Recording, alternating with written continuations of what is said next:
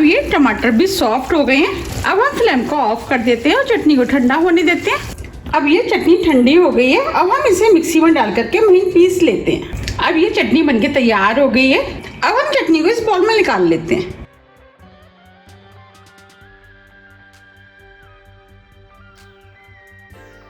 देखिए कितनी बढ़िया चटनी बनके तैयार हुई है।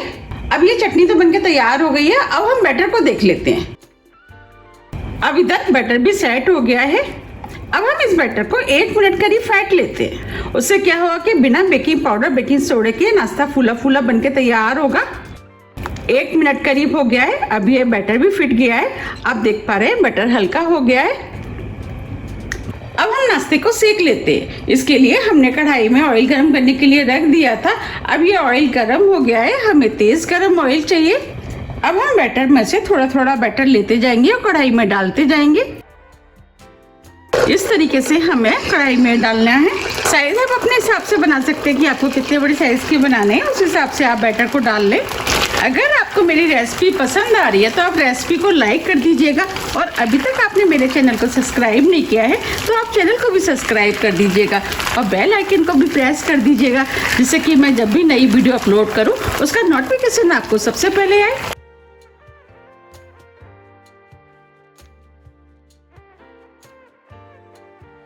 अब हम इनको मीडियम फ्लेम पे फ्राई होने देते हैं। जब ये ऊपर से हल्के गोल्डन कलर के हो जाएंगे इसके बाद हम इनको पलटेंगे।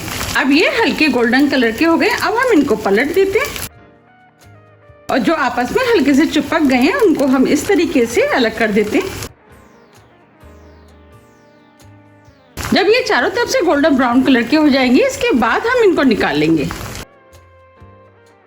अब ये गोल्डन ब्राउन कलर के हो गए हैं और क्रिस्पी भी हो गए हैं। अब हम इनको निकाल लेते हैं।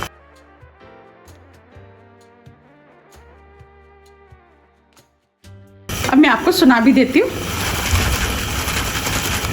देखिए ये आवाज आ रही है ना, इसका मतलब ये क्रिस्पी हो गए हैं। अब हम इसे प्लेट में निकाल लेते हैं।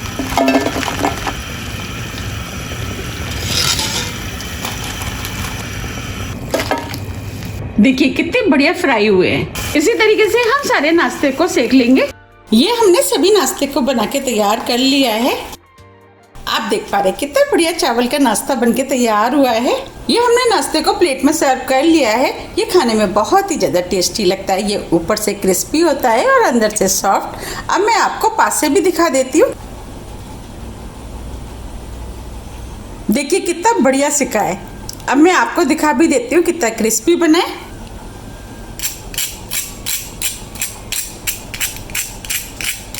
बनाए ना कितना क्रिस्पी। अब मैं आपको तोड़ के भी दिखा देती हूँ। देखिए ये ऊपर से क्रिस्पी होता है और अंदर से सॉफ्ट, और देखते ही हो रही है ना खाने की इच्छा। ये हमने 1 कप चावल से कितना सारा नाश्ता बना के तैयार किया है।